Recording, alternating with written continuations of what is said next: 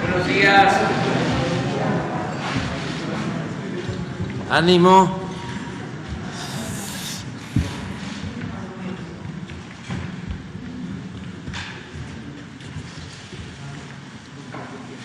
Hay un personaje muy estimado en Querétaro, que así le dicen ánimo, porque es su expresión favorita. Y qué bueno que hay ánimo. Bueno, vamos a informar, como todos los martes, sobre la situación de salud de la pandemia. Son buenas noticias, a pesar de los pesares. Son buenas las noticias y vamos a comenzar con el doctor Jorge Alcocer, luego Hugo López-Gatell, la maestra Delfina, Marcelo Ebrard y el general Luis Crescencio Sandoval. Adelante. Con su permiso, señor presidente, los saludo a todas y todos ustedes con el afecto de siempre. Seguimos informando en qué van los medicamentos adquiridos por el sector salud para la población mexicana. En la primera imagen, ustedes recuerdan que 1,840 claves fueron la compra consolidada, con 1,459,288,818 piezas, y al día de hoy se han distribuido 615 millones. En la siguiente, les muestro que durante 2022 se han entregado 17,546,290 piezas de medicamentos y material de curación, siendo el inventario actual en tránsito con operadores logísticos de 10,676,156 piezas. En la siguiente, de acuerdo al plan de distribución que ustedes ya conocen, con Sedena, Semar, Guardia Nacional, Birmex y Insabi, durante la semana del 23 al 29 de enero se distribuyeron 2,221,136 piezas de equipo de protección personal en 18 entidades. Asimismo, les recuerdo en la siguiente que 28 entidades federativas se han sumado al plan de distribución de la última milla y en conjunto con los estados para abastecer 12,552 unidades de salud.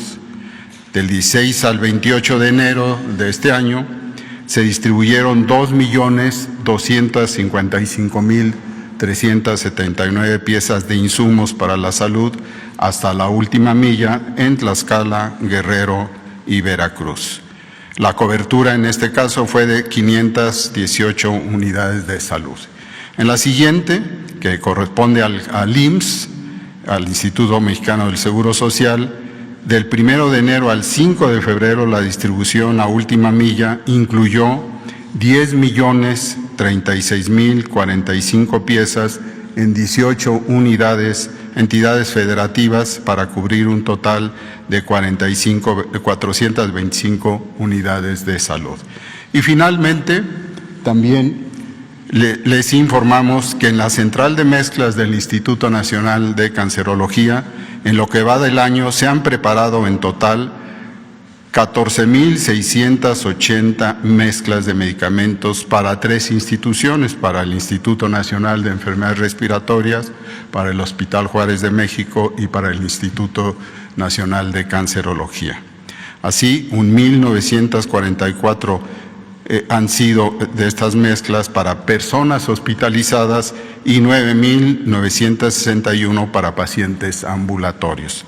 En total, del 31 al 4 de febrero, en la semana pasada, se prepararon 2.775 mezclas.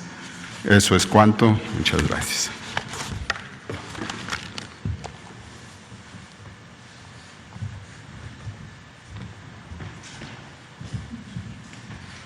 Con su permiso, presidente, muy buenos días.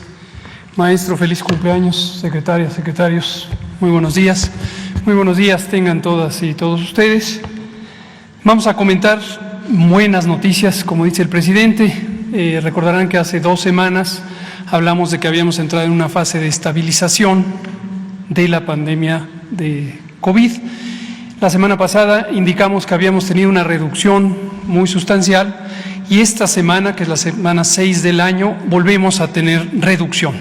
Esto ya nos permite ver extremadamente claro que hay consistencia en todos los parámetros que se monitorean, que indican que la cuarta ola COVID va a la baja y que lo más probable es que la trayectoria se mantenga de esa forma hasta su completa reducción o desaparición.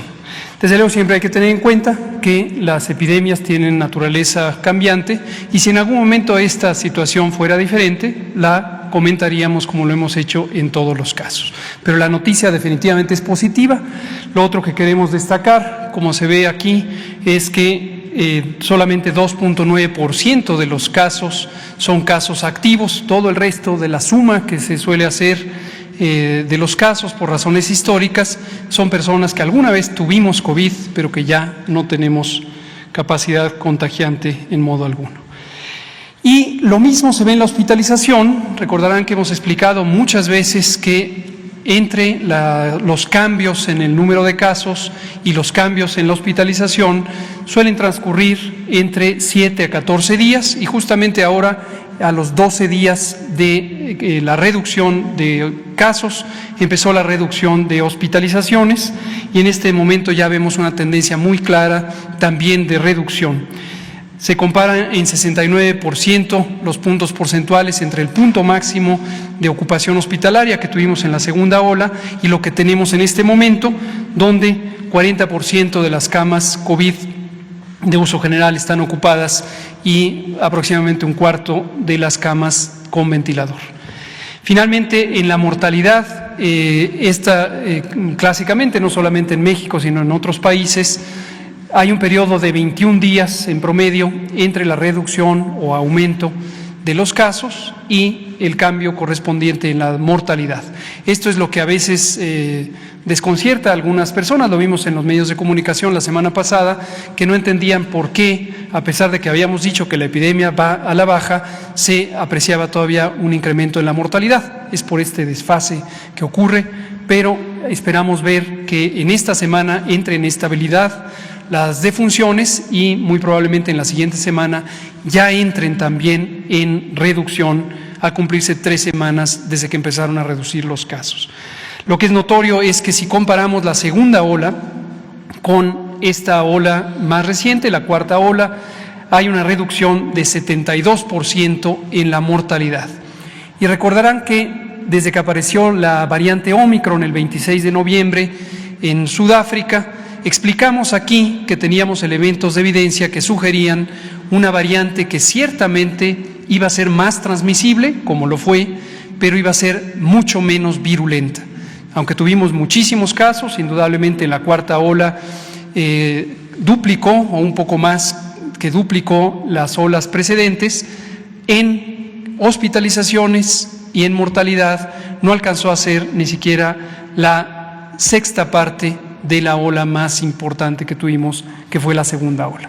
Este patrón de comportamiento epidémico es semejante al que hay en otros países del mundo y eso nos permitió también hacer inferencias sobre la ocurrencia en México, como lo fuimos relatando. Ómicron no significó un daño mayor como lo pudieron haber sido las olas anteriores, y uno de los elementos importantísimos es la propia biología del virus, pero también la amplia cobertura de vacunación que hizo que la gran mayoría de las personas que tuvieron infección por la cepa Ómicron tuvieran una enfermedad leve que resolvió en muy pocos días.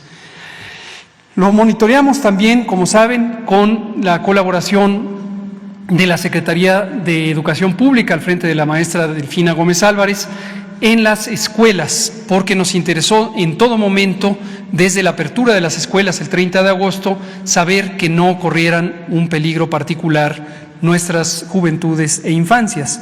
Y pudimos constatar que del 30 de agosto en adelante hubo una reducción de los casos COVID, y a partir de las vacaciones del periodo invernal, cuando entró a México la variante Ómicron, es que empezó la escalada de casos. Pero en ningún momento se modificó el porcentaje de casos que representan las niñas, niños y adolescentes, lo que permitió ver que las escuelas, una vez abiertas después de las vacaciones, tampoco eran un centro particular de contagios. Y en la enorme mayoría, los casos en niños, niñas y adolescentes, no solo ahora con la variante Ómicron, sino antes con las otras variantes, son casos leves. Las infancias están en general a salvo de enfermedad grave. Solamente las personas, las niñas, niños que tienen inmunocompromiso por alguna enfermedad crónica y que son las que estamos protegiendo ya desde hace varios meses con la vacuna COVID. Solo 0.2% de las escuelas, 0.2, es decir, 2 por cada 1000 escuelas, pudieron tener algún grado de afectación que fue temporal con el cierre de algún grupo o en algunos casos el cierre del plantel. Vamos a comentar de la vacunación. Vamos también en muy buen ritmo. Se ve aquí las dosis acumuladas, son casi 170 millones de dosis que se han puesto. Como pueden ver en la curva, la línea que se ve ahí en la gráfica que presentamos todos los martes, ha sido muy constante el progreso del plan de vacunación. No ha habido periodos de rezago o de retraso o recesos, sino de manera prácticamente continua se ha mantenido la cobertura de vacunación a la alza. Son casi 84 millones de personas ya vacunadas, las personas adultas mayores de 18 años que han sido vacunadas, y 94% ya tienen el esquema completo, lo que nos lleva a una cobertura general de 89% para las personas adultas. Y hoy mostramos un detalle que es la cobertura de personas adultas es 89%, pero también la cobertura de personas de 14 a 17 años es ya cuantiosa, 50%, para un promedio general de cobertura de 86% si consideramos a todos los que tienen 14 años o más. Enfatizamos esto porque parece que no ha quedado claro que niñas, niños y adolescentes también están siendo protegidos a partir de los 14 años, y en el caso de niñas, niños y adolescentes con enfermedades crónicas, que son quienes pueden tener un riesgo incrementado de COVID grave, también están siendo protegidos desde los 12 años. Vemos los refuerzos, también van avanzando en muy buen ritmo. Personas de 60 años y más, 66% ya tienen su dosis de refuerzo. De 40 a 49 años, 29% tienen su dosis de refuerzo, y estamos abriendo ya para personas de 30 años y más, que esto es lo que vamos a enfatizar hoy. En algunas entidades federativas ya lo habíamos anticipado, incluyendo la Ciudad de México, y llevamos hasta el momento un poquito menos del 1%. En personal educativo, lo comentará la maestra Delfina, también hemos tenido una velocidad muy amplia y muy rápida de cobertura, y en personal de salud finalmente ya cumplimos la meta, como lo mencionamos la semana pasada, excediendo incluso la expectativa con 105% del personal de salud. Y ya explicamos que este porcentaje que supera el 100% es porque algunos colegas no se habían vacunado para el grupo específico profesional, sino por edad, pero ahora recibieron su refuerzo como parte del grupo profesional de trabajadores de la salud.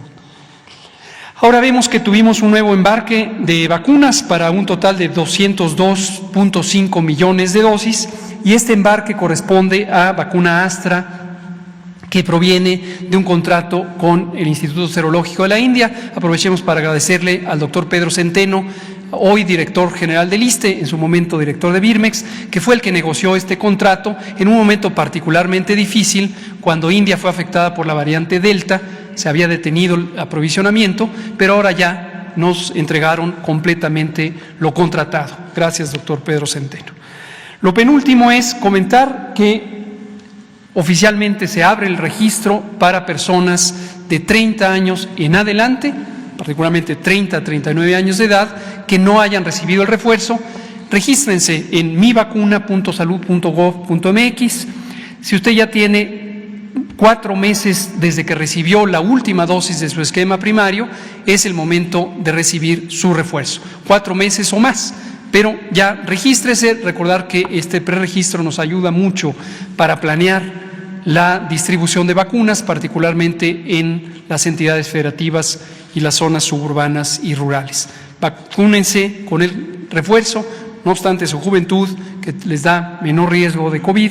También es importante el refuerzo en personas de 30 años en adelante. Y en su momento seguiremos abriendo para los otros grupos. Lo último es un anuncio. El ensayo clínico aleatorizado de la vacuna Patria está en muy buen curso y agradecemos a la doctora Marilena Álvarez Builla, directora general de CONACYT, el excelente trabajo que ha hecho de confluencia con el sector privado para la producción de esta vacuna mexicana, y también con el sector público en las instituciones de investigación y educación superior. El ensayo clínico es muy importante. Este es un mecanismo para lograr la identificación de las capacidades de esta vacuna, ya identificadas en un ensayo previo que resultó muy exitoso, el ensayo fase 1, que mostró que es una vacuna segura, que puede conferir una respuesta inmune potencialmente protectora, y ahora estamos en la fase 2, y las personas que se registren podrán recibir el refuerzo con la vacuna Patria o la vacuna AstraZeneca, es decir, de todos modos tienen garantizado su refuerzo, pero es de gran utilidad seguir avanzando con el desarrollo de la vacuna Patria. Y durante el ensayo clínico, las personas que se registren voluntariamente recibirán el seguimiento de los pacientes o de las personas voluntarias que participan en el estudio. La manera de registrarse es en el portal patria.conacyd.mx, y ahí están todas las instrucciones de quiénes pueden participar y cómo pueden hacerlo. Muchas gracias.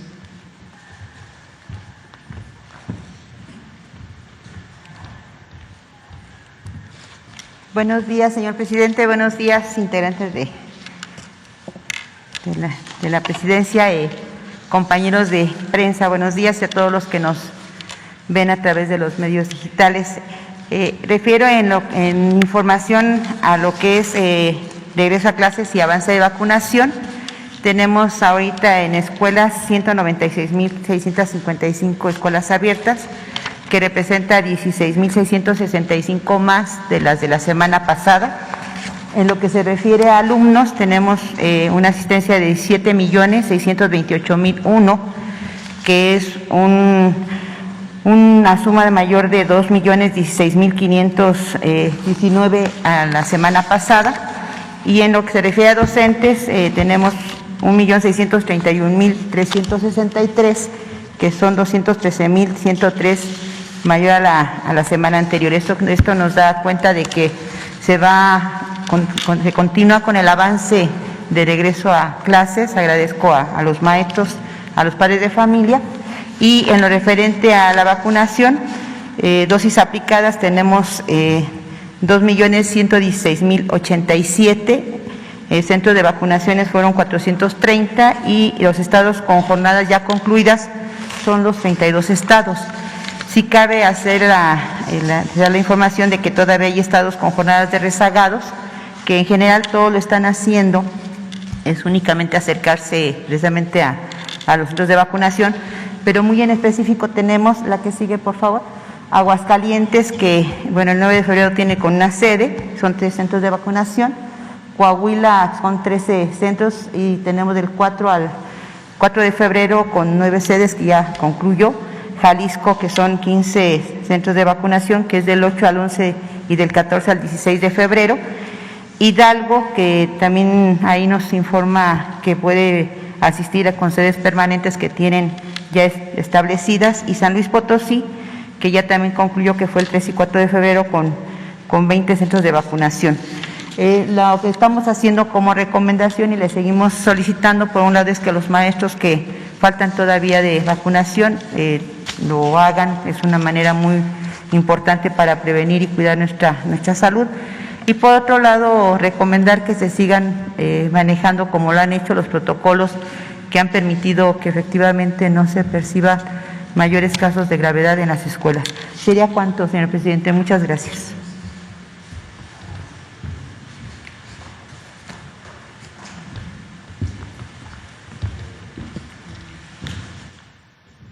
Muchas gracias.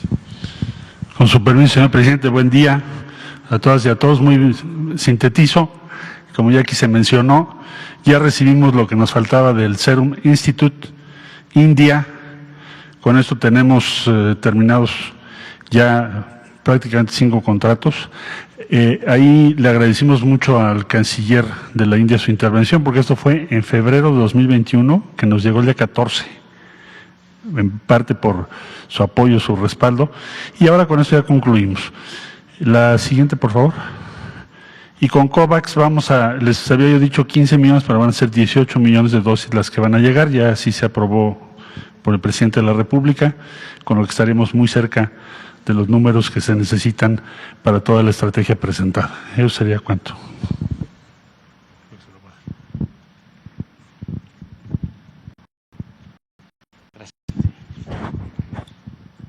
Con su permiso, señor presidente, vamos a informar sobre el plan de distribución de vacunas. Adelante, por favor.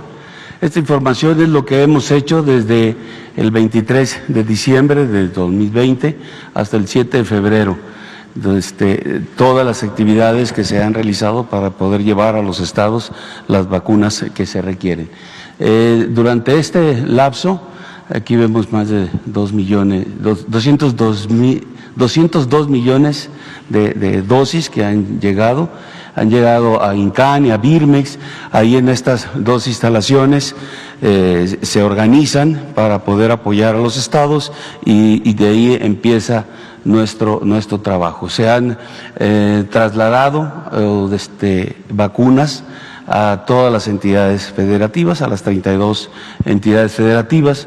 Por vía terrestre hemos trasladado 142.604.419 dosis y por vía aérea 48.634.659 dosis, haciendo un total de 191.239.078 dosis. Esto es lo que hemos nosotros apoyado, Ejército, Fuerza Aérea, Armada y Guardia Nacional. Es lo que hemos podido trasladar en apoyo a los estados y en apoyo a la estrategia de distribución. ¿Cuántos son los efectivos que hemos empleado de las 4 fuerzas, Armada, Ejército, Fuerza Aérea y Guardia Nacional? 132.404 elementos de las 4 fuerzas, 13.200 vehículos de las mismas, 30 aeronaves, 4.400 escoltas de seguridad también de esas fuerzas, y hemos empleado en los traslados aéreos 1.102 horas con 44 minutos de vuelo en las aeronaves que pertenecen a la Fuerza Aérea Mexicana. Adelante, por favor. La que sigue, la distribución de medicamentos. En cuanto al plan de apoyo para el traslado de medicamentos, lo que hemos realizado las Fuerzas Armadas, a partir del día 5 empezamos esta actividad apoyando la distribución hacia los almacenes estatales del IMSS. Hemos trasladado 18.098.467 piezas de medicamentos. Hemos empleado 92 tractocamiones, 66 de la Secretaría de la Defensa Nacional, 6 de la Secretaría de Marina y 20 de Birmex. En total han sido 1.393 toneladas y hemos apoyado a 15 estados, que son Aguascalientes, Baja California Sur, Ciudad de México, Estado de México, Coahuila, Durango, Guanajuato, Jalisco, Nuevo León, San Luis Potosí, Sinaloa, Sonora, Tamaulipas y Colima. Eso es lo que hemos realizado para llevar a los almacenes estatales del IMSS. La que sigue, la actividad en la que hemos participado también para el destino final de esos medicamentos, el apoyo ha sido a 10 estados, aquí los vemos: Nuevo León, Jalisco, Chihuahua, Nayarit, Colima, Sonora, Tamaulipas, Estado de México, Aguascalientes y San Luis Potosí. Esos son los 10 estados. Hemos distribuido ya en este destino final 10.036.045 piezas, 802.91 toneladas, y las unidades médicas a las que se les ha llevado este medicamento son a 425. Se ha participado por parte de la Secretaría de la Defensa Nacional con 138 oficiales, 1.371 elementos de tropa, 11 tractocamiones, 151 vehículos de 6.5 toneladas, 11 camionetas de 3.5 toneladas, 45 Cheyennes y 4 Jumbis. Por parte de la Guardia Nacional, 151 efectivos, 32 vehículos de 6.5, y por parte de la Secretaría de Marina, 3 oficiales, 39 elementos y 6 vehículos de 6.5 toneladas. En cuanto al apoyo al INSABI, hemos trasladado a los almacenes estatales también a partir del día 15 de diciembre del año pasado, a 18 estados, a 18 almacenes en 18 estados, que son en Ciudad de México, Estado de México, Guerrero, Tabasco, Campeche, Yucatán, Quintana Roo, Oaxaca, Querétaro, Guanajuato, Zacatecas, Morelos, Puebla, Tlaxcala, Hidalgo, Nayarit, Sinaloa y Sonora. Hemos empleado 45 tractocamiones para eso, 2.221.136 piezas, 287 toneladas. Adelante, en lo que es el destino final, hacia las unidades médicas, en lo que corresponde al INSABI, hemos apoyado ahorita a 518 unidades médicas en los estados de Guerrero, Tlaxcala, Veracruz y Sonora, con más de 2 millones de piezas distribuidas. Y se tiene contemplado iniciar la distribución en 8 estados. Estos son en Baja California Sur, Colima, Estado de México, Nayarit, Sinaloa, Tabasco y Yucatán, para alcanzar un total de unidades médicas a las que les llevaremos el medicamento de 3.708 unidades médicas. Es todo, señor presidente.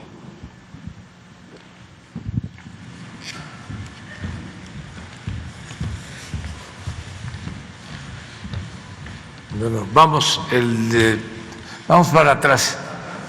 Sí, la compañera. Y luego tú, pónganse de acuerdo. Y luego tú, una compañera. No, pero estás adelante. Atrás, allá. Gracias, presidente. Buenos días, Dalila Escobar de Atiempo.tv. Primero, en cuestión de salud, si pudiera tal vez el subsecretario Hugo López-Gatell aclararnos este tema del debate que se ha dado de la ivermectina, que se está teniendo un debate en la Ciudad de México porque se hablaba de la entrega en kits en un principio por parte del gobierno de la Ciudad de México, porque se tenía lo que se tenía hasta el momento en cuanto a pues más que pruebas de información que se podía utilizar en pacientes ambulatorios.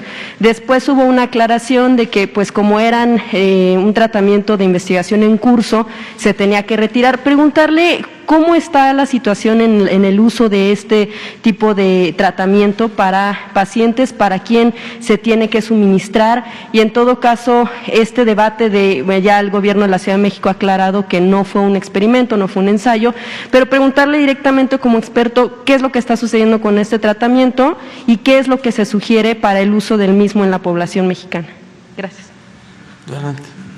Yo también quiero opinar después de eso. Muy bien. Con mucho gusto. Gracias, Dalila Escobar. Sí, como se conoce, tenemos una guía de tratamiento, una guía de lineamientos de tratamiento de COVID que forman parte del repertorio de más de 180 documentos técnicos que conforman la estrategia de manejo de COVID. El portal coronavirus.gov.mx tenemos toda esta documentación. Este documento, la guía de manejo clínico, igual que otras, ha tenido varias versiones que se van actualizando conforme va apareciendo evidencia científica y los grupos de expertas y expertos van dando asesoría y se conforman. En la versión de agosto de 2021 fue la primera en donde explícitamente recomendamos no utilizar ivermectina, porque en ese momento ya había un acúmulo importante de evidencia científica a nivel mundial que permitía identificar que no había muestras de utilidad suficiente.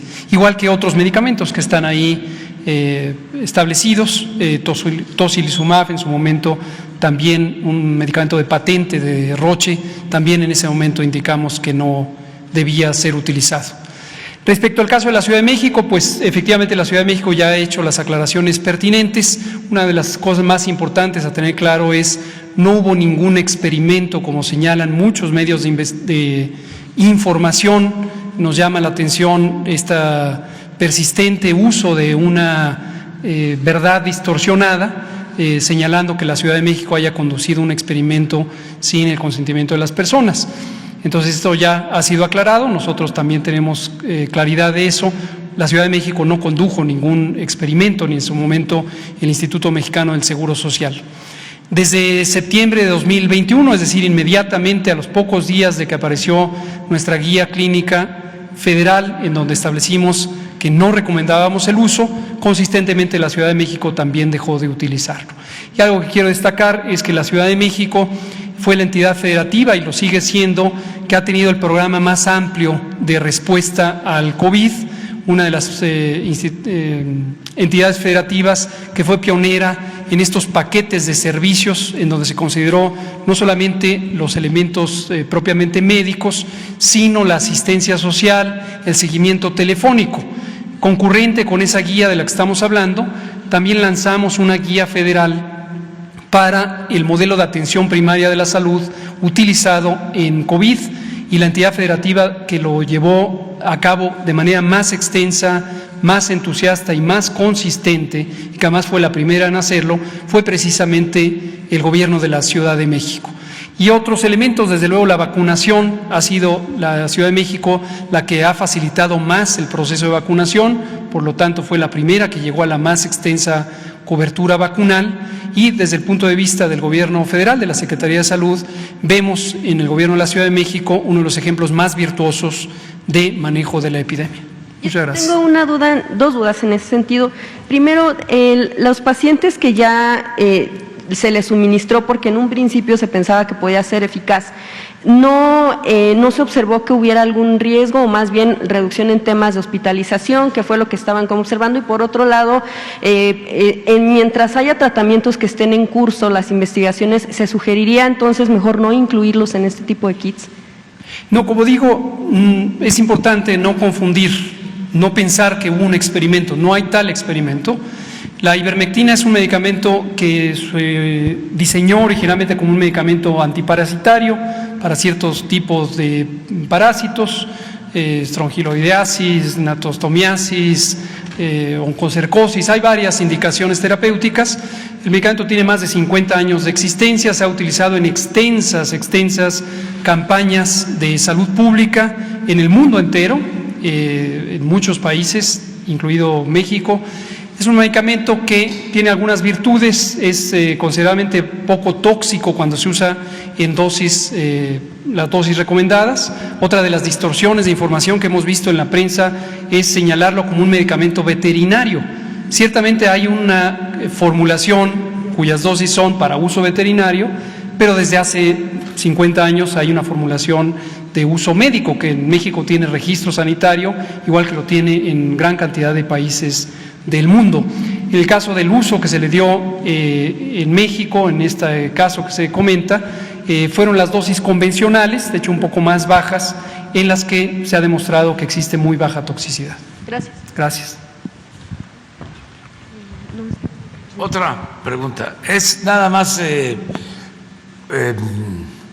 subrayar de que como es de dominio público, como es obvio, pues hay toda una campaña, ¿no?, de ataques al gobierno por parte del bloque conservador y de sus voceros.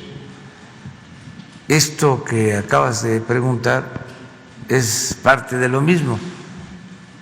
Están involucradas dos revistas que recibían dinero del gobierno anterior para hablar con claridad. Una revista es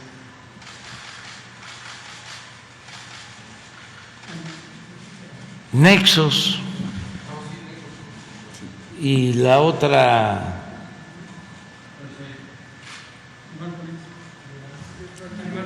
Animal Político.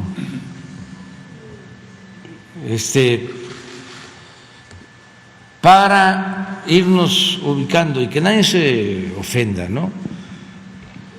Es informar a la gente y ejercer nuestro derecho de réplica, porque de todo, ¿no? Hacen escándalo al grado de presentar una denuncia penal en contra del doctor López-Gatell Familiares por que los ratificaron. lamentables fallecimientos Se ratificó la denuncia. del de COVID. hecho. Imagínense eso. Culpar al doctor de todos los fallecidos por el COVID es una desproporción, es muy irracional y conlleva pues mucho odio.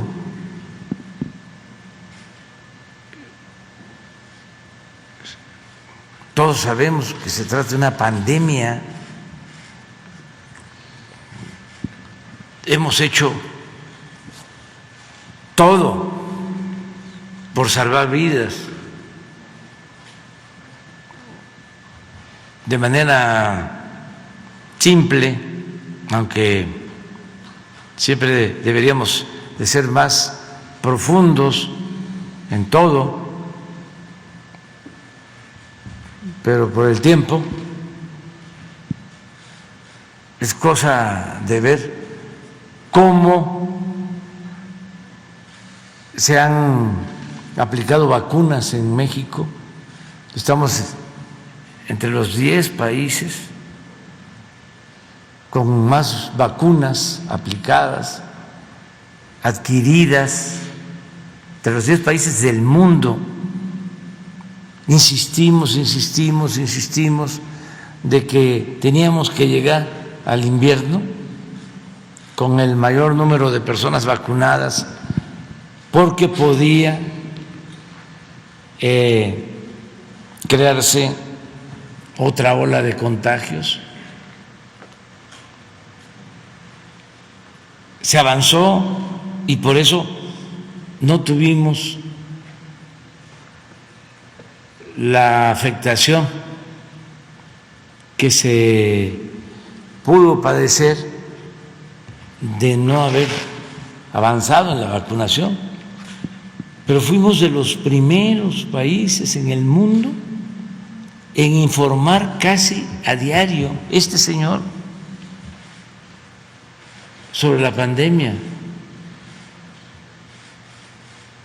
Y son muy dolorosas las comparaciones, pero ahí están los resultados. ¿Por qué no ponen lo de las vacunas y luego la tabla de fallecidos, lugar 9 México en el mundo. Aquí está Marcelo Ebrard, todo el servicio exterior. Hablamos con presidentes. Hablé con el presidente de Rusia, hablé con el presidente de China, hablé con el presidente de Estados Unidos, hablé con el presidente de Cuba, con el presidente de Argentina, con todos. Hablamos con el canciller de la India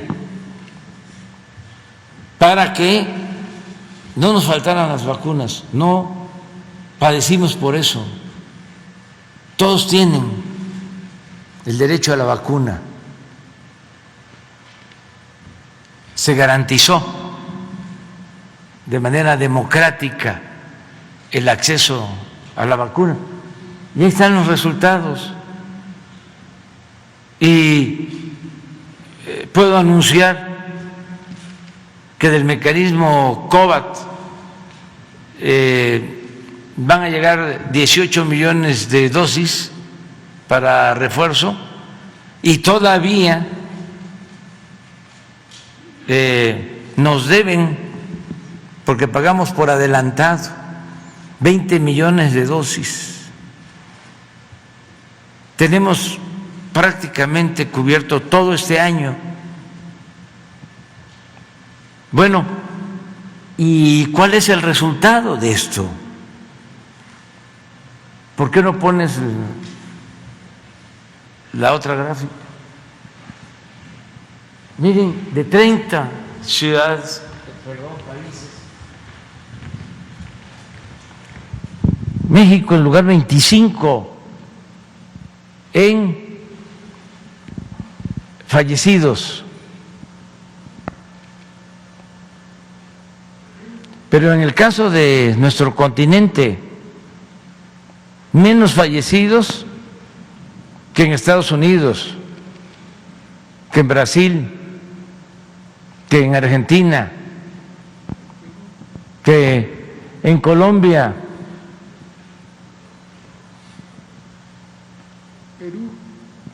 desde luego Perú, Paraguay. ¿Qué cuenta en esto? Los resultados. Entonces, se me hace una gran injusticia, una campaña de desprestigio, porque ¿qué va a hacer el Ministerio Público, el juez? Y no es nada más el doctor Hugo, es el presidente, es el secretario de Salud, todos iríamos a la cárcel. Todos somos Hugo.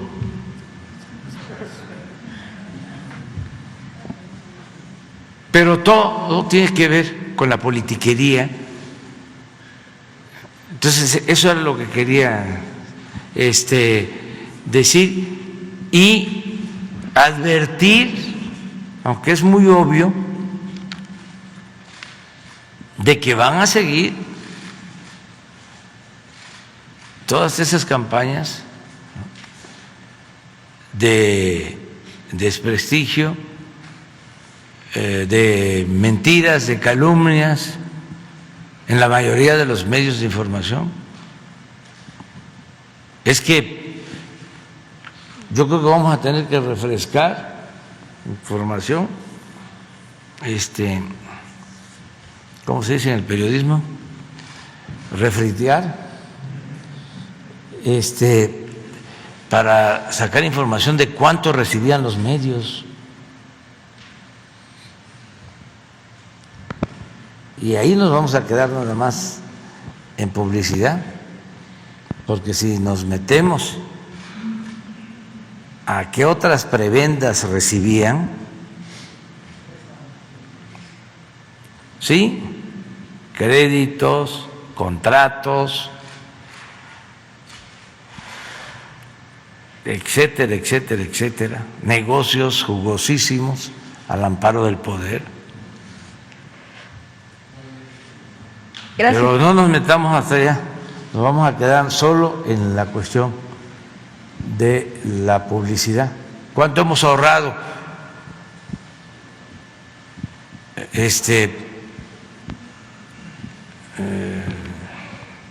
Por eso no ha sido en vano estar recibiendo golpes, porque son becas para estudiantes, bueno, son vacunas. Entonces los machuchones de los medios de información, pues qué problema iban a tener con la pandemia. Agarran el avión y se van a vacunar a Estados Unidos. Y aquí, ¿cómo se iba a vacunar la gente humilde?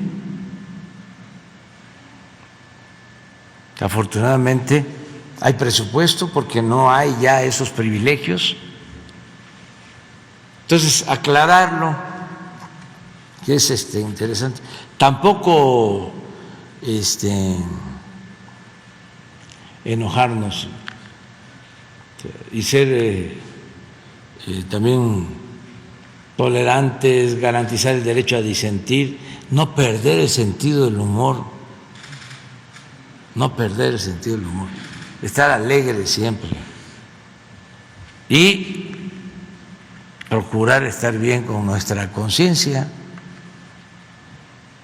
con ese que es el principal tribunal,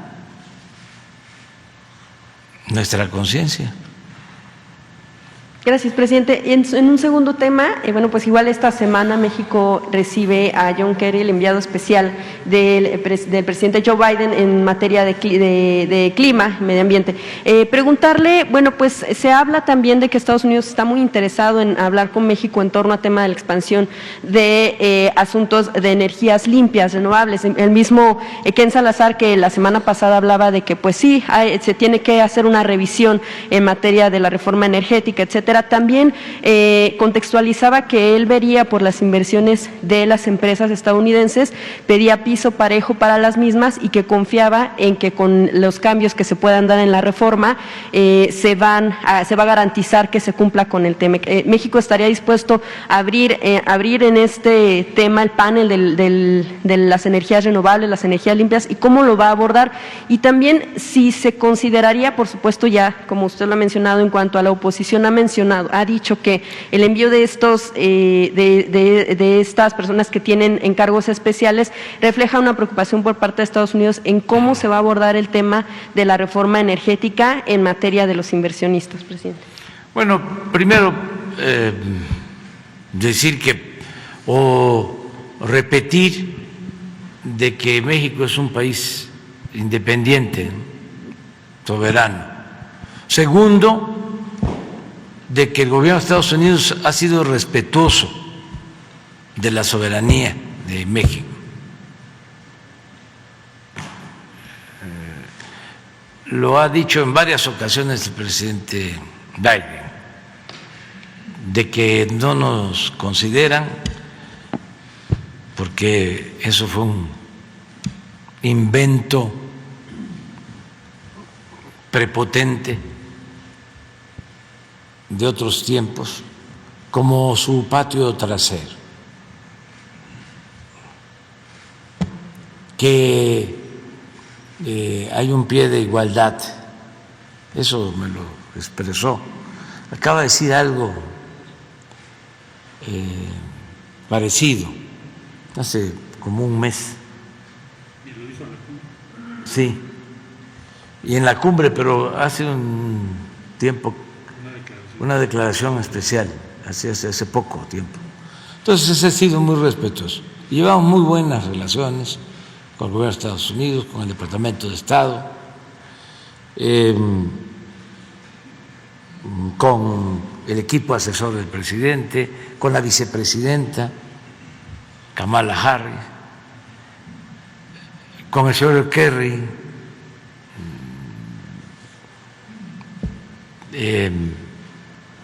muy buena relación con el embajador Ken Salazar, que ahora que dio un punto de vista, yo no sabía, o fue declaración o es artículo. No, pero del Wall Street Journal, un artículo, sí. Sí, sí. Él es un agente, el embajador Ken Salazar, muy respetuoso. ¿Sí? Se ha portado, la verdad, muy bien, de orígenes mexicanos. Y pues lo que dijo, pues es cierto. No se pueden tener las mismas leyes todo el tiempo. Hay que reformar, hay que actualizar las leyes, hay que ponerlas en correspondencia con la nueva realidad. Esto es elemental. Eso fue lo que dijo. Loret de Mola no declaró algo o escribió algo sobre esto, sí, porque yo creo que ya es hasta articulista en el Washington Post o algo. Sí, fíjense, no, ya vamos avanzando mucho. Está muy bien el Washington Post, ¿no? El periódico que con una investigación de fondo llevó a Nixon a renunciar. Ahora tiene de escritora Loret de Mola, ¿no? Pues yo siempre he sostenido, y es evidente cada vez más, de que es una crisis mundial la de los medios. No es nada más el Reforma o los medios nuestros, no, es general. Es una decadencia. Falta imaginación, falta talento, falta profesionalismo y sobre todo falta ética. El periodismo es un imperativo ético, como la política, como la buena política, no la politiquería. Entonces, va a ser muy buena la reunión con el señor Kerry. Sí tenemos muchos temas. Hace unos días, y esto para información general también, así que para todos y en especial para los jóvenes, que es lo que más nos debe de importar, la formación de los jóvenes, porque ya nosotros vamos de salida, ya hasta podemos decir gracias a la vida, pero los que vienen detrás tienen que tener información, no adoctrinarlos, sino que cuenten con información y ellos decidan libremente. No tienes un mensaje de Pedro Miguel sobre energías. Vean esto, porque nuestros adversarios, los conservadores, hablan de energías limpias, ¿no? Y acusan al gobierno y colocan a México como un país que contamina. ¿Cómo se llamaba?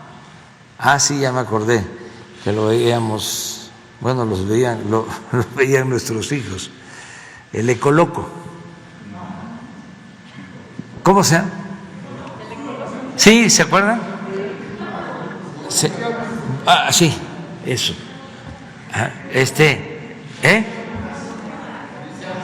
Odisea Burbuja, eso. Entonces, como así, esa es la imagen, ¿no? O sea, pura contaminación, ¿no? ¿Sí? México, pura contaminación, ¿sí? Por sus negocios sucios, ¿sí? Están a favor de las llamadas energías limpias. Pero van a ver cómo estamos. También es con todo respeto a otros países, porque son circunstancias que se presentan, que tienen que ver con la historia de cada país. Pero ¿cómo estamos colocados? ¿Cómo está situado México en cuanto a contaminación? ¿Sí? Emisiones de dióxido de carbono. Sí. A ver si tenemos algo. Sí, es una gráfica para ver dónde nos colocamos, porque esto ayuda. Y lo sabe el señor Kerry, y claro que tenemos que buscar forma, ¿no?, de cuidar el medio ambiente. Lo estamos haciendo y lo vamos a seguir haciendo. Es una convicción. Pero miren esto. Es que no se ve. Bueno, este es Estados Unidos. Entonces, con todo respeto, Canadá, Suiza, y aquí no está China, que está arriba, seguramente. O sea, para ser parejos, es que aquí no se ve, no lo puedes.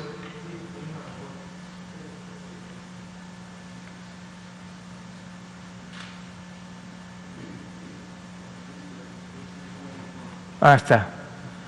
Estados Unidos, Canadá, este es Suiza, Japón, Alemania, Noruega, Holanda, Suecia, Francia, España, México. Pero aquí no está China, China está arriba.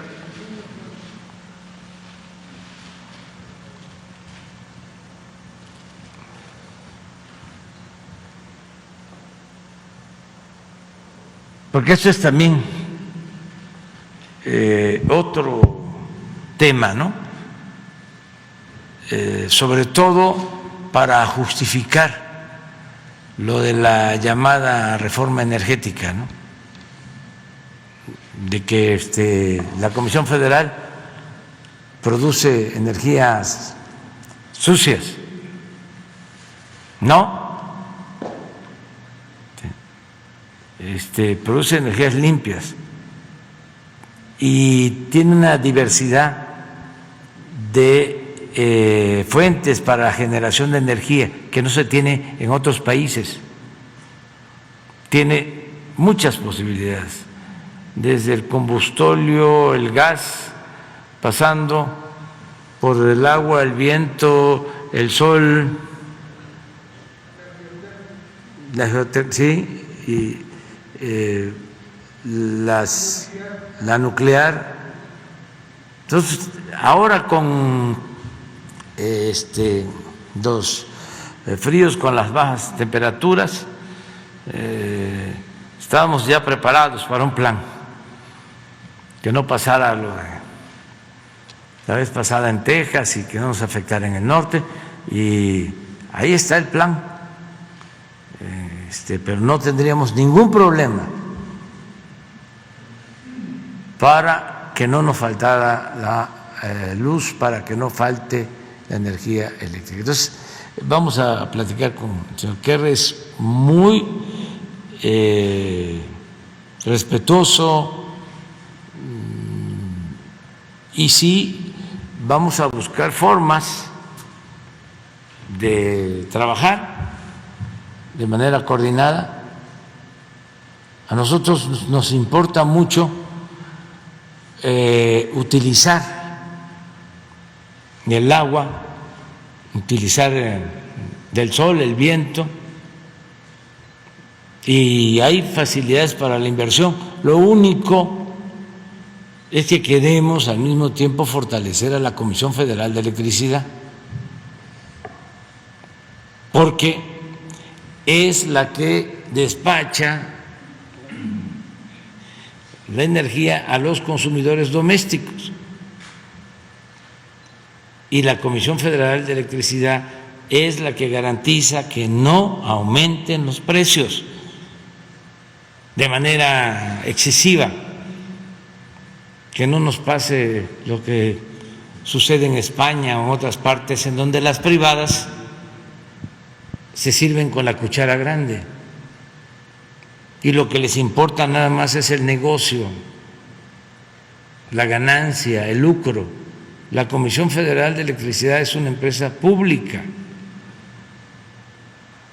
Si no tenemos la Comisión Federal de Electricidad, pues entonces no todos podrían pagar la luz. Y ahora en nuestro país, hasta en las comunidades más apartadas, tienen la luz. Y lo que pagan es justo. Y nosotros llevamos más de 3 años y estamos cumpliendo el compromiso de no aumentar en términos reales el precio de la luz. Entonces, si dejamos el mercado a los particulares, va a haber problema. El plan de los neoliberales era de lo más irracional que podamos imaginar. No les importaba el interés público, era la ganancia, era el negocio. Y de manera deliberada destruir a la Comisión Federal de Electricidad, cerrar las plantas de generación de la Comisión Federal de Electricidad. Las empezaron a cerrar desde Salinas, con varias medidas. Primero, dejándolas en el abandono, no dándoles mantenimiento. Las iban cerrando. Luego, ya de plano,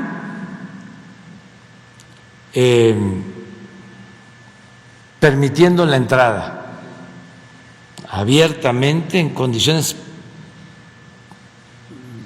preferenciales a las empresas particulares. Luego,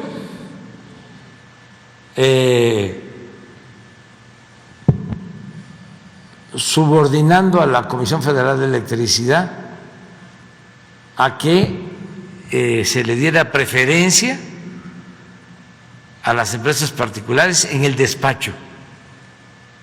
No podían, no pueden las plantas de la Comisión Federal de Electricidad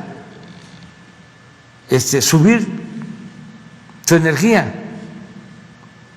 Ya les he platicado lo de las hidroeléctricas, de cómo tienen 6 turbinas, una hidroeléctrica, y solo les permiten generar energía con una turbina y de determinado tiempo. Hace relativamente poco también voy a Manzanillo, vamos a una planta, una termo relativamente nueva de la Comisión Federal, y vamos al centro de control y me están explicando una ingeniera del funcionamiento, pero no escuchaba ruido. Y entonces imaginaba que por cuestiones de seguridad habían apagado las plantas, 2 o 3 plantas en Manzanillo. Y le pregunto, ¿están apagadas las plantas ahora? Sí, licenciado, porque estamos aquí, por cuestiones de seguridad. No, es que no nos autorizan subir la energía y las tenemos paradas. Termoeléctricas de gas. Entonces, un control, pues para tener las plantas de la Comisión Federal subutilizadas y darle preferencia a las plantas particulares. Además, subsidio a las plantas particulares. Entonces, sí tenemos mucha posibilidad de llegar a acuerdos. Tenemos 60 presas, embalses en el país. No todos los embalses, las presas, tienen turbinas para producir energía. Ese es nuestro plan. Ya estamos trabajando en 12, que se va a modernizar todo el sistema de turbinas que tiene 40, 50 años, y ahora hay turbinas modernas para generar más energía. Entonces, esa sustitución, reconversión, nos va a permitir producir más energía con agua barata, energía limpia, pero así tenemos otras presas. Por ejemplo, tenemos la presa Pilares, que se acaba de terminar hace relativamente poco en Sonora, que es para control de avenidas de agua, pero esa presa podría, con turbinas, producir energía y alumbrar, pues, Álamo, la Picacho en Sinaloa no tiene tampoco turbinas. Santa María sí ya está contemplada para que tenga turbinas, pero sí hay muchas. Con Picacho y Santa María, pues se alumbra todo el sur de Sinaloa. Claro, requiere de inversión, es cosa de llegar a acuerdos con el gobierno de Estados Unidos para inversiones, no privatizar, sino recibir créditos a tasas bajas, a cómo cobran los intereses en Estados Unidos, y esto sería una inversión en favor del medio ambiente. Ellos tienen planes con estos propósitos y nosotros podríamos ir pagando con la producción de energía estos créditos, esa energía limpia. Esto es hidroeléctricas, pero lo mismo en el caso de las plantas como para energía solar, lo de que vamos a hacer, que ya está autorizado en Peñasco, en Sonora, y así muchas otras inversiones. Entonces, es buena la relación Que no se piense que es una muestra de preocupación por parte de Estados Unidos ante la insistencia de envío de funcionarios. No. Son muy respetuosos los funcionarios del gobierno de Estados Unidos, muy respetuoso el embajador, el presidente Biden, sin duda la vicepresidenta, el jefe del Departamento de Estado, Blinken, el jefe de asesores del presidente Biden, Sullivan, es una gente decente, igual que el jefe del Departamento de Estado, el embajador, bueno, hasta lo regañan, dicen, ¿no? Pero él está cumpliendo muy bien con su responsabilidad y es muy buena la relación. Y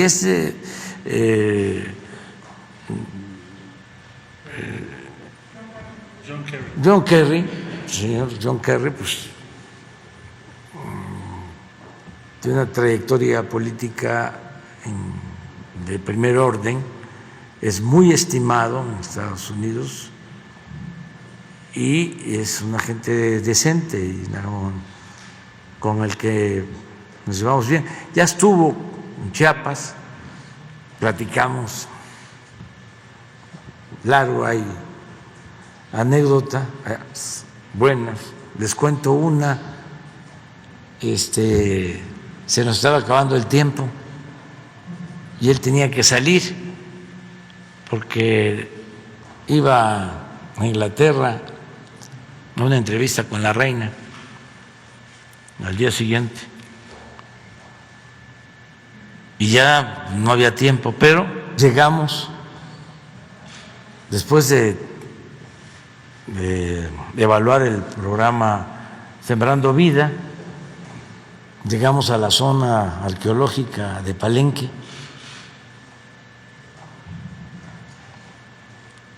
y ahí comimos y luego vamos a la zona, pues ya no se quería ir.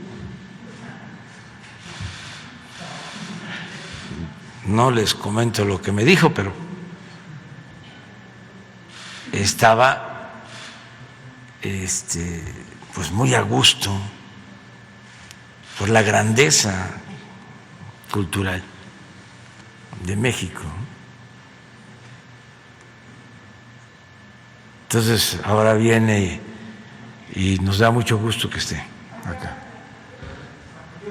Creo que es al mediodía, porque viene mañana, que es el Día de la Lealtad. Tenemos el acto en el Castillo de Chapultepec a recordar a los cadetes y de ahí regresamos y nos entrevistamos con él. No, porque tiene ya su agenda, pero nada más es así, ¿verdad? Es una reunión. Sí.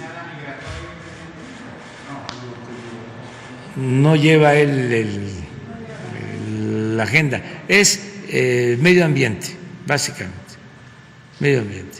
Y él es el representante especial del presidente Biden para esto. Bueno, ¿quién quedó allá?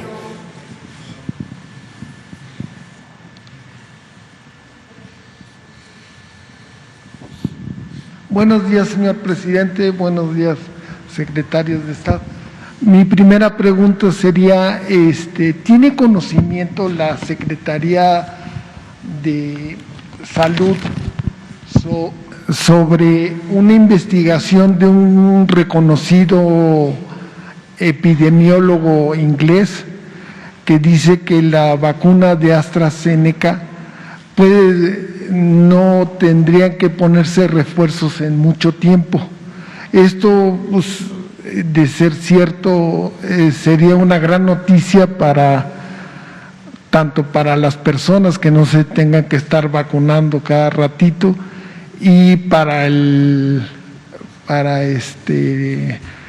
el erario, ¿no? Porque no se tendrían que estar gastando tantas en tantas vacunas. El científico se llama Cliff Dix. No sé si ustedes tengan conocimiento. Él ha tenido puestos importantes en el Ministerio de Salud de la Gran Bretaña. Entonces, sería bueno saber si hay alguna investigación, si se tiene conocimiento, y esperemos que sí sea cierta esta aseveración que hace este reconocido epidemiólogo inglés. Pues solo Hugo, si tienes información.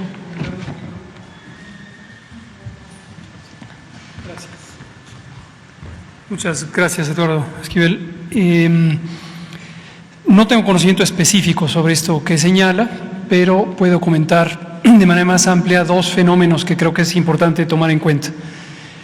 Uno es sobre la vacuna o las vacunas, todas las modelos y marcas que existen, las inferencias que se han hecho hasta el momento sobre la duración de la inmunidad, cuánto tiempo estamos protegidas y protegidos después de ser vacunados, se han basado en la medición de anticuerpos en la sangre de las personas vacunadas. Estrictamente desde una perspectiva epidemiológica, la medida ideal sería el constatar que la probabilidad de tener enfermedad COVID, particularmente COVID grave o de fallecer por COVID, se mantiene reducida a lo largo del tiempo y poder comparar personas vacunadas con personas no vacunadas y constatar que las vacunadas tienen menor probabilidad de estas complicaciones a lo largo del tiempo. Esa es una medida que se llama efectividad poblacional e individual de las vacunas. Esa es la medida ideal, pero hacer ese tipo de estudios es muy complejo, requiere mucho tiempo, y la manera en que se subsana la necesidad de esa información es el monitoreo que hacemos en los países, los gobiernos, a través de los sistemas de vigilancia epidemiológica, que vamos identificando los perfiles de ocurrencia de la enfermedad en personas vacunadas y no vacunadas. Pero insisto, la medida que se utiliza hasta el momento y que ha sido promovida principalmente por las casas farmacéuticas productoras es la concentración de anticuerpos. Lo menciono porque esto también ha llevado a veces a decisiones prácticas muy útiles con las que todos los gobiernos del mundo hemos tenido que resolver el dilema de si necesitamos o no refuerzos. Pero es más o menos la misma información. Ahora, lo segundo, con todo respeto para este doctor epidemiólogo, colega al que no conozco, pero solo como una indicación general, hemos comentado a lo largo de estos 2 años de información cotidiana que es frecuente que ocurran oleadas de información como si se tratara de información científica, con todo respeto para los medios de información. Entonces, a veces se posicionan ideas como si fuera una verdad científica, sin serlo, porque empieza a propagarse la idea de que un funcionario de la OMS dijo tal o cual cosa, o un investigador dijo tal o cual cosa. Una vez Shaila Rousigel nos preguntaba justamente sobre el tema de vacunación y decía, la OMS señala tal cosa. No era la OMS, era un funcionario en particular que le hicieron una entrevista de pasillo y dio su opinión. Entonces, pero gracias por alertarnos de la opinión de este epidemiólogo. Vamos a buscar si existen artículos científicos robustos a cargo de él y su grupo de investigadoras y desde luego si hay algún mérito en esa información la comentaremos. Sí, esto también era porque esta vacuna, tengo entendido, AstraZeneca, se está envasando aquí en México y es probable que se haga todo, Argentina y México, se puede hacer todo el proceso aquí en México. Tengo entendido eso, no sé si sea esta información. Bueno, efectivamente, eso lo comentamos también hace tiempo. Esta vacuna, la vacuna de AstraZeneca, que es un diseño científico de la Universidad de Oxford, se fabrica en Argentina, en una planta que tuve el privilegio de visitar cuando estaba terminando el primer lote de vacuna, el 9 de enero del año pasado, y se manda a México, aquí a una empresa farmacéutica que se llama Leomont, que tiene una fábrica de envasado de vacunas. Esa fábrica originalmente Leomont la estableció para las vacunas contra influenza, porque Leomont tenía una propuesta muy original de una vacuna contra influenza. Ese proceso ya no se logró y ahora utilizó la planta que está en Ocoyoacac, Estado de México, para envasar estas vacunas. Y posteriormente se envía a varios países que forman parte de este consorcio, pero la enorme mayoría de las vacunas Astra que se han utilizado en México han sido envasadas en esta planta. Y es una buena vacuna, confiere altos niveles de inmunidad y protección contra enfermedad grave, contra muerte, igual que prácticamente todas las demás, y se mantiene su inmunidad por periodos prolongados, inferida de este momento, por este mecanismo que son los anticuerpos. Les anticipo que en los monitoreos que hacemos, prácticamente todas las vacunas que hemos utilizado en México reducen el riesgo de muerte y el riesgo de hospitalización por arriba del 85-87% en el caso de hospitalización y casi 98 al 100% en el caso del riesgo de muerte. Entonces, todas son muy efectivas en su uso ya en condiciones reales. ¿Y si se hará en México todo el proceso o no? En cualquier momento podría considerarse. México tiene capacidad científica, desde luego, que respalde producción primaria de antígenos. México tiene una historia larga con Birmex, la empresa pública de vacunas. En un momento dado, Birmex fabricaba vacunas para todo el esquema convencional de inmunización de la infancia, no solo de México, sino de muchos países de América Latina, y estamos trabajando precisamente por restituir esa capacidad a través de distintos mecanismos. Un ejemplo precisamente es la vacuna Patria, de la que hablaba hace rato. Gracias al impulso que da CONACYT, encabezado por la doctora Álvarez Builla, se ha buscado la confluencia de empresas privadas que tienen las patentes de la fórmula con el sector público, que podría hacer el escalamiento para que tengamos todo el proceso de producción de principio a fin también en México. Muchas gracias. Gracias. ¿Cuál se va a poner a los de 30 o 39? Astra, mayormente vamos a usar Astra. La vacuna AstraZeneca es con la que tenemos el contrato más amplio, 74.4 millones de dosis en el contrato primario, justamente en este esquema de fabricación en Argentina, envasado en México. Pero además hemos recibido varios donativos por parte del gobierno de Estados Unidos de la vacuna Astra. De hecho, está en proceso ahorita conversaciones sobre un nuevo donativo que anunciaremos ya en su momento, pero que podría venir. Entonces hemos tenido una gran cantidad de vacunas Astra, siendo una vacuna muy buena. Nos da gusto.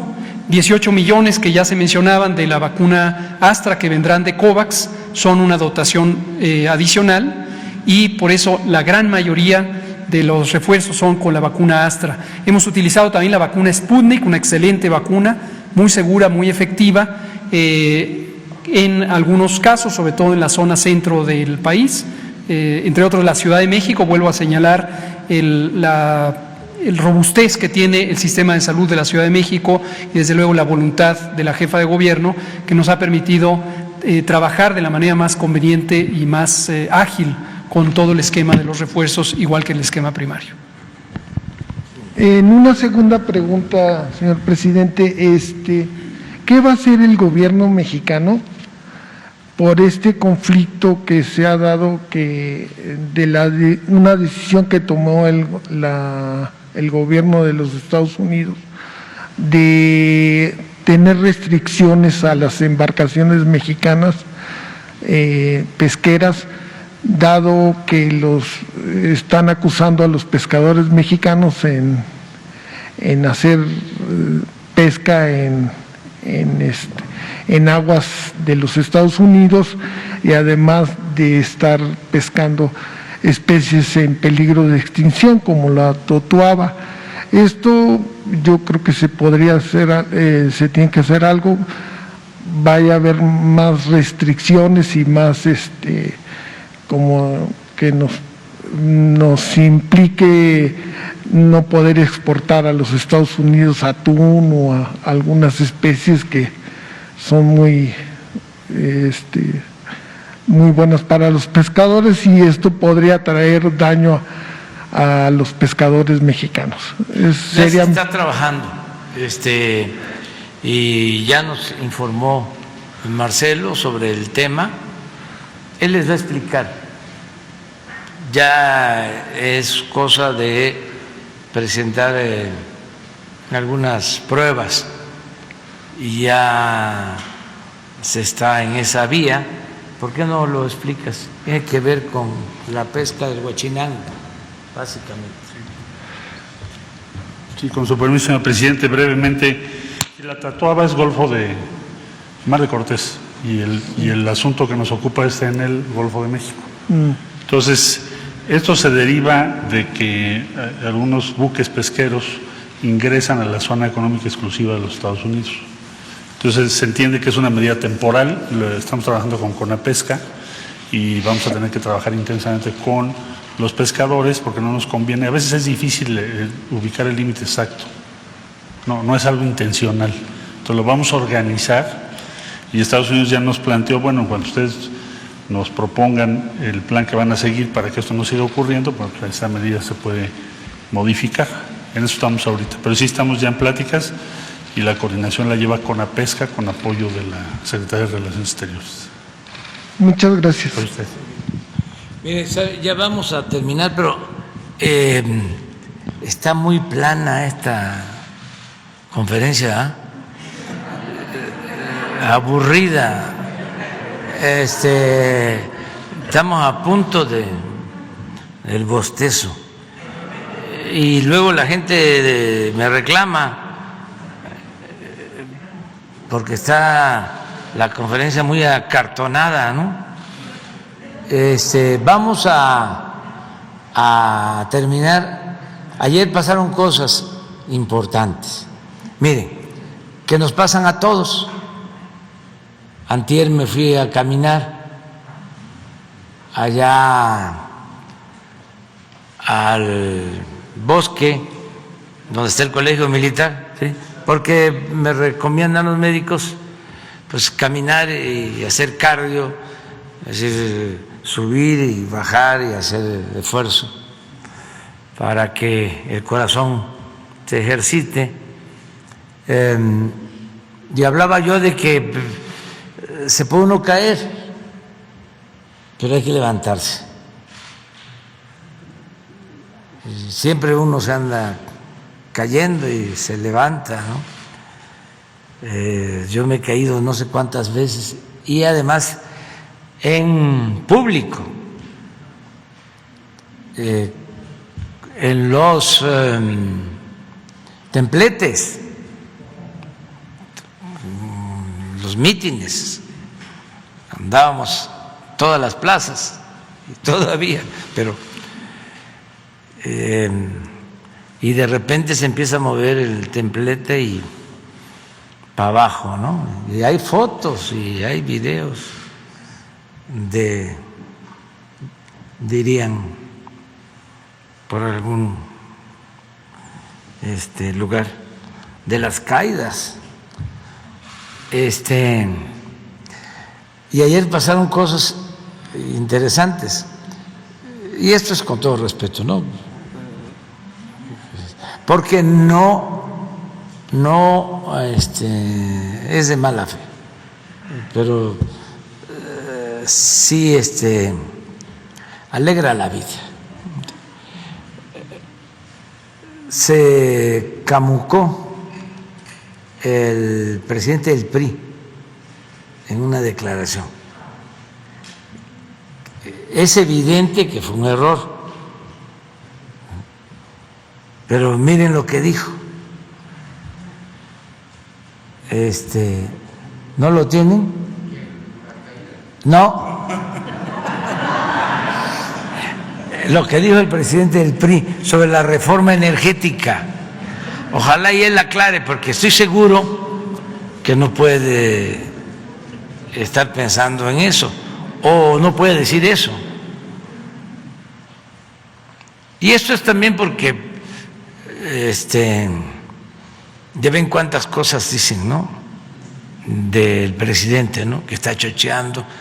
Hace unos días sacó López Obrador una foto en donde sí, la verdad, estoy, pero muy agotado, muy cansado, chocheando.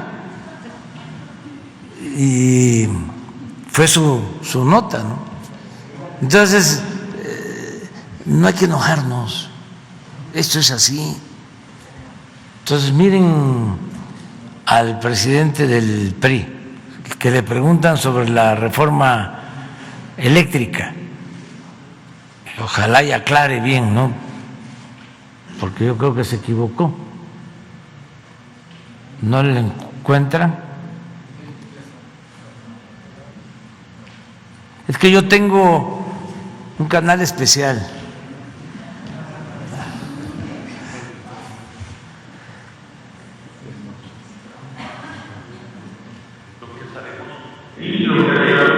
Impulsando estar al lado del camino. Nosotros en esta discusión necesitan votos. No, pero hay una imagen. Hay una imagen. Despacito, tenemos tiempo, ¿no? Es que la gente de veras que reclama, dice, es que es muy largo y a veces muy aburrido, ¿no? Y no, las preguntas de ustedes son muy buenas, pero a mí es al que me reprochan que hablo muy despacio, que no hablo de corrido, que me alargo mucho en las respuestas. Entonces me quiero reivindicar.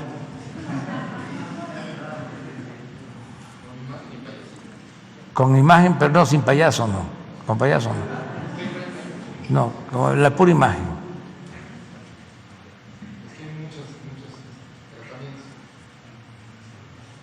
Es una declaración.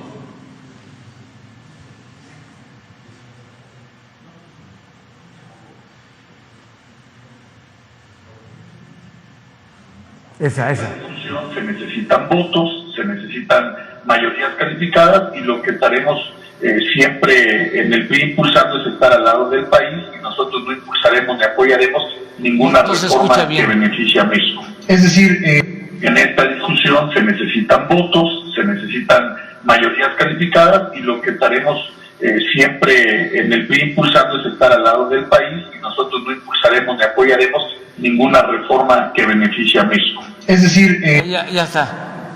Nosotros no apoyaremos ninguna reforma que beneficie a México. Se equivocó, ¿verdad? Es de la reforma eléctrica. Pero ojalá y no está truqueado, ¿verdad? No, es una entrevista con Pascal Beltrán de Excelsior, que nos quiere tanto, ¿no? Del periódico y los dueños y Pascal, pero ya se aclaró, ya lo aclaró.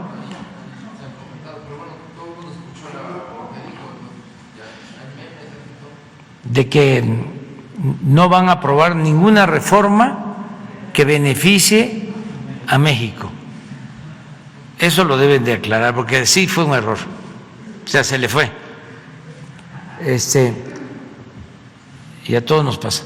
Y el señor Lozano, él es, para contextualizar, porque también no se sabe mucho, aunque a veces pensamos que todo el mundo está enterado, no, la comunicación es un fenómeno complejo y es muy grande en nuestro país y desgraciadamente no todos tienen posibilidad de informarse. Entonces el señor Lozano es el dirigente o uno de los dirigentes del grupo Frena, que fue uno de los grupos opositores a nuestro gobierno desde el principio, ha estado en contra de nosotros. Se habla de que lo apoyan en Monterrey los dueños de Oxxo, de FEMSA. Nada de eso está demostrado, pero sí trabajó ahí en FEMSA, y él encabeza un movimiento que se llama Frena. Estuvieron aquí protestando, pidiendo que yo renunciara.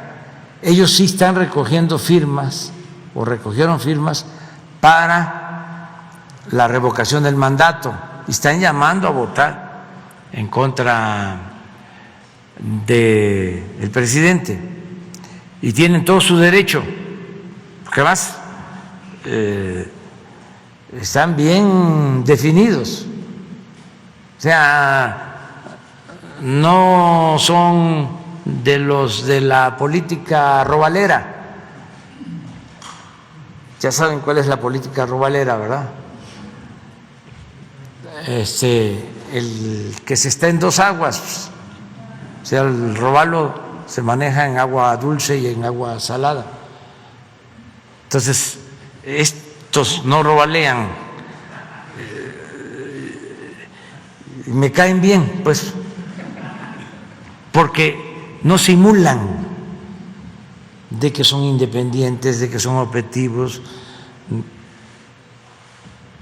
neutros,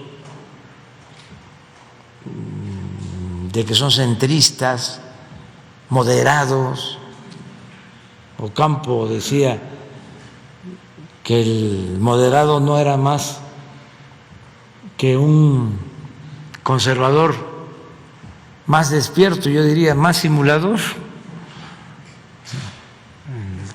que no se define, sobre todo en momentos de transformación. Pero el señor ayer estaba informando y en contra mía, hablando en contra mía. Yo traigo un ángel de la guarda, o sea, y los que se juntan con el diablo les va mal. ¿Sí? Bueno, ¿por qué no ponen a lo del señor? Con todo respeto, es nada más para presidencial, que nos vengan a convertir en la mitad de las casillas para poder correr a López. López ayer se refirió a mí en la mañanera, me está echando encima a todos sus perros de la disidencia controlada. Me voy a permitir presentarles lo que dijo López ayer, que por cierto se le están acabando sus días al señor López. Ahí nos vemos, hasta luego, adiós.